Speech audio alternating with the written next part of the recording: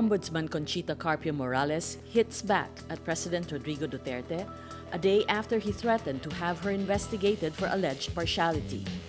Morales also stands by the statements of overall Deputy Ombudsman Arthur Carandang on the bank transaction records of Duterte and his family. Carandang earlier said records from the Anti-Money Laundering Council show a flow of money amounting to 1 billion pesos. Morales says, quote, "Sorry, Mr. President, but this office shall not be intimidated."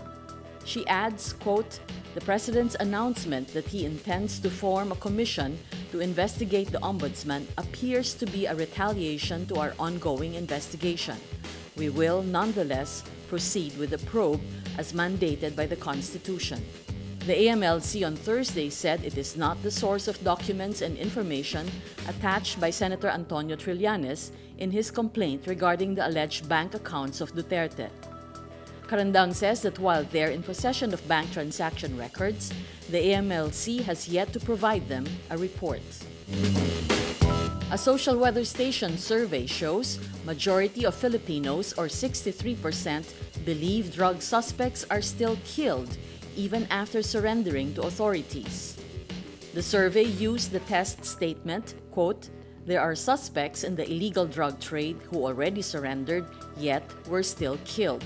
It shows 31% strongly agreed with the statement, 32% somewhat agreed, 17% were undecided, 11% somewhat disagreed, and 9% strongly disagreed.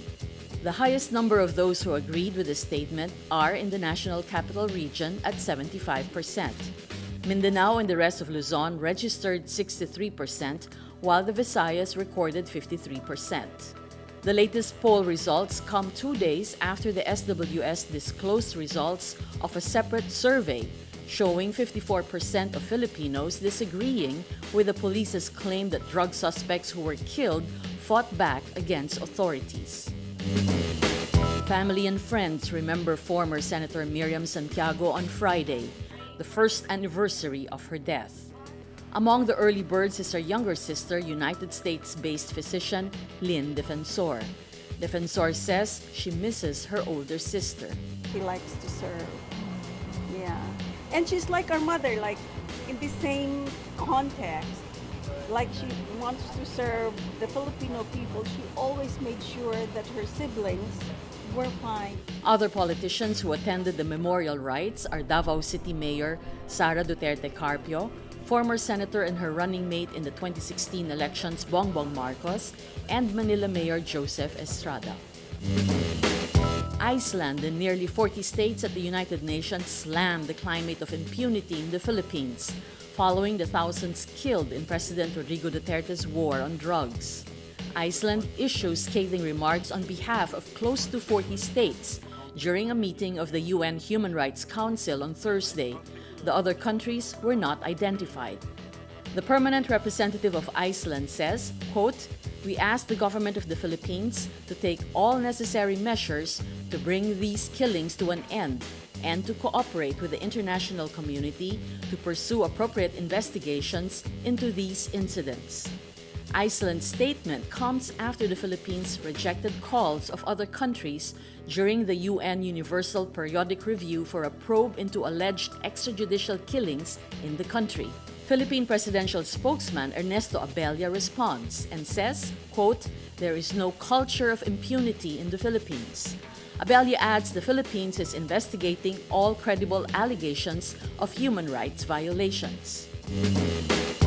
Twitter on Thursday says nearly 2,000 ads were placed on the social media platform in 2016 from a Russian media group suspected of trying to interfere with the United States presidential election. Twitter shared data with congressional investigators about ads from RT, a television group with links to the Moscow government. Twitter says RT spent $274,000 in 2016 on Twitter ads that may have been used to try to influence the U.S. election. This after Facebook acknowledged foreign entities linked to Russia paid to promote political messages on the social network, potentially violating U.S. election laws. Twitter says it examined efforts by foreign agents to to interfere with the election after Facebook revealed it found 450 accounts that appeared to have been used for this purpose. Twitter says, quote, of the roughly 450 accounts that Facebook recently shared as a part of their review, we concluded that 22 had corresponding accounts on Twitter.